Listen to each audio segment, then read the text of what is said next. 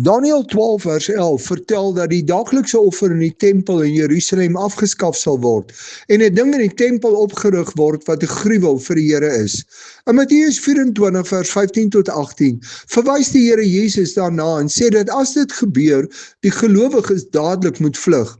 Die Griekse heerser Antiochus Epiphanes het so 150 jaar tevore 'n afgodsbeeld in die tempel gesit en Jesus sê dat daar weer so 'n ding in die tempel gesit sal word om dit te ontheilig.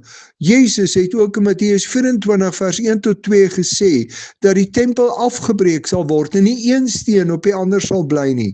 Dit alles het ongeveer 40 jaar na hierdie woorde van Jesus gebeur, toe die Romeine in 70 na Christus die tempel afgebreek en Jerusalem verwoes het.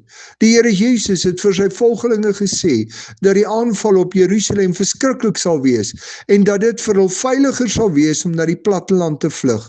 As die tempel en die Godstad sou bly bestaan, kon dit deur die duiwel gebruik word om die mense van Christus en die lewe wat hy gebring het weg te lei.